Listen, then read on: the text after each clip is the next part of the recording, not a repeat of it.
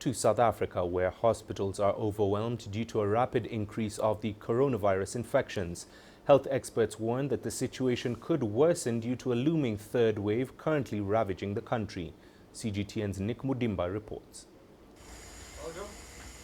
The ravaging coronavirus pandemic has caused havoc in South Africa. The third wave has made hospitals overwhelmed with sick patients. Medical practitioners like Anis Kara says they're short on sleep as they're working around the clock attending to sickly COVID-19 patients.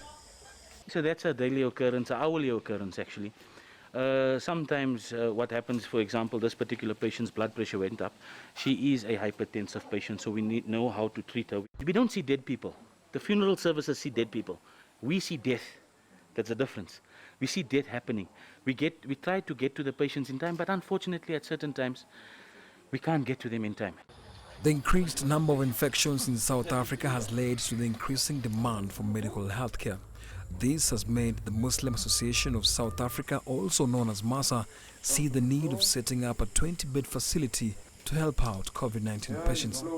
Initially, volunteers at MASA were doing daily COVID-19 house calls, but the rise of infections in the country has made this unmanageable. When we saw the situation in the hospitals and how full things were getting, we were forced to open on the Thursday, the night before. Fortunately, all our equipment and our staff in it was already on site, and we had enough volunteers to basically see to those patients. But ever since then, it's been one bed gets cleared and the next patient comes in. We try and prioritize resources, and we try and ensure, even our turnaround, once a patient is discharged, the way the room gets cleaned and gets prepped for the next patient is done within an hour.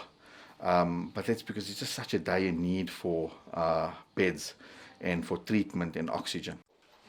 The centre also serves as a pressure relief centre for local hospitals in Johannesburg.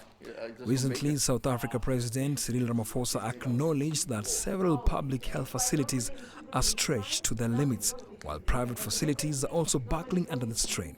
Ramaphosa says ICU beds are short in supply. Nick Mudimba, CGTN.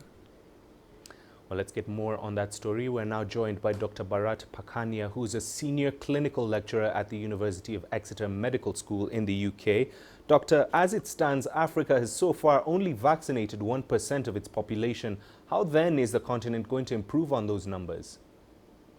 It really is a disgrace, and it's a disgrace not because of Africa, but because of the United States, European Union, United Kingdom, and other rich countries with a lot of vaccines on their books, and they have not shared it with Africa. This is terrible, and the only thing we can do is for the African Union collectively to put pressure on the other nations of the world and the WHO and the World Trade Organization to get the vaccines urgently to Africa. This isn't something that can wait. This is urgent. It needs to happen today. And Doctor, speaking about preparation, how prepared then is the continent of Africa in vaccinating its population? So normally the continent is well prepared with its standard immunization program. The only trouble is they haven't got the vaccines for SARS-CoV-2 to immunize. Only today, my friends and I and others are talking with the Israeli government to try and use their supply of 1 million doses and see if we can get it to an African country. So if we can get the vaccines to Africa, we can also inject the African people with it. We just need to get the vaccines to Africa urgently. This is very urgent. And looking down the road then, Doctor, how can Africa prepare for the worst in any eventuality? So Africa now needs to realize that relying on support from Europe, United States and other richer nations may not always be guaranteed. So going forward, Africa needs to set up its own manufacturing capacity and also use cooperation as a tool to get proper, fair treatment with regards to vaccines, etc. So cooperation on other levels needs to be reconsidered if people are not going to look after Africa for the vaccines. Going further forward, I think The relaxation of the patents is very important and urgent. We need to have technology transfer as well as relaxation of the patents so that manufacturing plants can be set up in several countries in Africa so that we can manufacture the vaccines ourselves in Africa and immunize the people of Africa who need the vaccines urgently.